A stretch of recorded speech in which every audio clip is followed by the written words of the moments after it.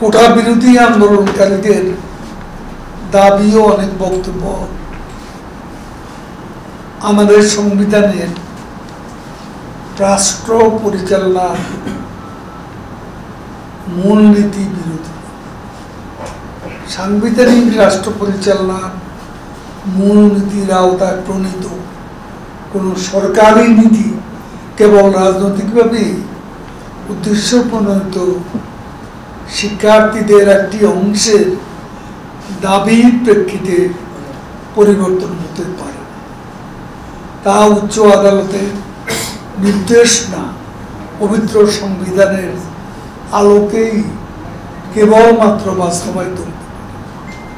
রাষ্ট্র পরিচালনার মূলনীতি সম্পর্কিত সংবিধানের 19 অনুচ্ছেদে বলা হয়েছে, সকল নাগরিকের জন্য সুযোগের সমাধান নিশ্চিত করবে রাষ্ট্র। সেখানে আরো বলা হয়েছে, মানুষে মানুষে সামাজিক অর্থনৈতিক অসাম্য বিলোপের জন্য নাগরিকদের মধ্যে সম্পদের সুষম বন্টন নিশ্চিত করার জন্য এবং প্রজাতন্ত্রের সর্বত্র অর্থনৈতিক উন্নয়নে সমাজ স্তর অর্জনের উদ্দেশ্যে সুযোগ সুবিধা দান নিশ্চিত করার জন্য রাষ্ট্র কার্যকর ব্যবস্থা নেবে। জাতীয় জীবনের সর্বস্তরে মহিলাদের অংশগ্রহণ সুযোগের সমতা রাষ্ট্র নিশ্চিত করবে। অথচ গত কয়েক বছরে কোটা না থাকার ফলে সরকারি চাকরিতে মেয়েদের অন্তর্ভুক্তি হতাশাজনকভাবে কমে গেছে। কোটা না থাকা পুলিশের চাকরিতে মাত্র 4 জন নারী অফিসার সুযোগ পেয়েছে। ফরেন সার্ভিসে সুযোগ পেয়েছে 2 জন নারী। 50টি জেলায় দেশে নারীরা ক্যাডার সার্ভিসে যোগদানের সুযোগ পায়নি। 23টি জেলা একজনও পুলিশের চাকরি পায়নি। সংবিধানের উল্লেখিত বিধানের উদ্দেশ্য হচ্ছে রাষ্ট্রের সকল জনগোষ্ঠী যাতে সরকারি চাকরি সহ সকল ক্ষেত্রে সমানভাবে সুযোগ পায়, রাষ্ট্র সমাজে যাতে কোনো বৈষম্য না থাকে সেজন্য ব্যবস্থা রাখা হয়েছে। বিসিএস গুলোতে বিগত বছরে নিয়োগের ক্ষেত্রে মেধা তালিকা থেকে নিয়োগ প্রায় 70% মতো। 33তম, 35তম ও 36তম এই 3টি বিসিএস পরীক্ষা করে প্রায় 72% প্রার্থীকে মেধার ভিত্তিতে নিয়োগ দেওয়া হয়েছে, যেখানে কোটা থেকে নিয়োগ পেয়েছে মাত্র 28%। সরকারি সিদ্ধান্ত অনুযায়ী শূন্য পদগুলিতে মেধা তালিকা থেকে অন্তর্ভুক্ত করা হয়েছে। সংরক্ষিত কোটায় প্রার্থী না পাওয়া গেলে যেখানে মেধা তালিকা থেকে প্রার্থী অন্তর্ভুক্ত করা হচ্ছে সেখানে এই প্রক্রিয়ার বিরোধিতা করার যৌক্তিকতা। দক্ষিণ এশিয়ার মধ্যে বাংলাদেশি সরকারি চাকরিতে কোটার ভিত্তিতে সবচেয়ে কম নিয়োগ দেয়া। বর্তমানে ভারতে সরকারি চাকরিতে 60% কোটার ভিত্তিতে ও 40% মেধার ভিত্তিতে। পাকিস্তান 92.5% কোটা ও মাত্র 7.5% মেধার ভিত্তিতে। নেপালে 45% কোটা ও 55% মেধার ভিত্তিতে। শ্রীলঙ্কা 50% কোটা ও 50% মেধার ভিত্তিতে নিয়োগ।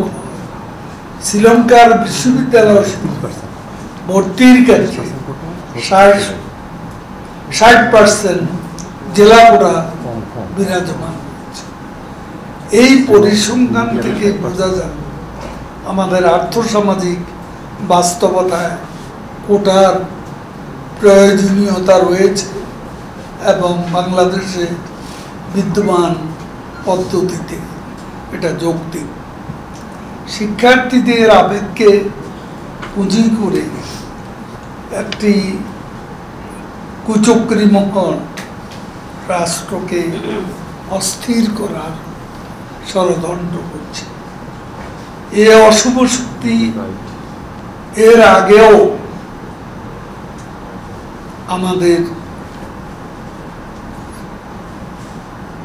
কাছে তথ্য সবার কাছেই আছে যে 2018 সালে যে কোটা বিরোধী আন্দোলন হয়, তখন এই রাজনৈতিক আন্দোলনে ব্যর্থ এ অশুভ শক্তি কোটা আন্দোলনের উপর ভর করেছিল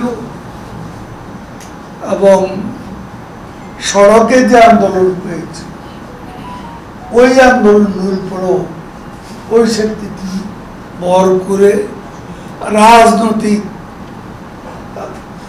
রূপ দেওয়ার ষড়যন্ত্র করেছে। আপনারা জানেন আমাদের তখন এই অশুভ শক্তির হাতে ধানমন্ডি 3 আমাদের সভাপতি কার্যালয়ও আক্রান্ত হয়েছে এবং একটা পর্যায়ে এই অফিসের থেকে অনতি দূরে রাস্তায় একটি মেয়েকে দিয়ে অভিনয় করানো হয়েছিল।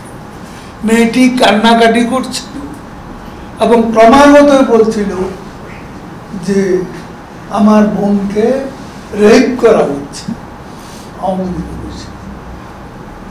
তখন কোটা বিরোধীদের নেতারা কয়েকজন এই অফিসে এসে বাথরুম পর্যন্ত খুঁজে খুঁজে দেখেছে। এ কোথাও ওই ধরনের ঘটনা ঘটেছে কিনা। সাংবাদিকদের অনেকেরই হয়তো এই চিত্রটি মনে আছে। ওই মহলটি রাষ্ট্র ব্যবস্থাকে সম্পূর্ণ অকার্যকর করার জন্য এবং এদেশের ইতিহাস, ঐতিহ্য, মুক্তিযুদ্ধের মূল্যবোধ এইসবের প্রতি শিক্ষার্থীদের বিরূপ মনোভাব সৃষ্টির ক্ষেত্র প্রস্তুতি পায়তারা করছে। আমরা তার নিজ শক্তির উপর আস্থা রাখি। আমরা বিশ্বাস করি তার নিজ সবাইকে নিয়ে ডিজিটাল বাংলাদেশ থেকে স্মার্ট বাংলাদেশ গড়ার লক্ষ্যে সামনের দিকে এগিয়ে নিয়ে যাবে। সকলে সমান অংশগ্রহণের সুযোগ সৃষ্টির মধ্য দিয়ে প্রধানমন্ত্রী শেখ হাসিনা স্বপ্নের উন্নত সমৃদ্ধ কল্যাণকর রাষ্ট্র বিনির্মাণ। সবাইকে ধন্যবাদ।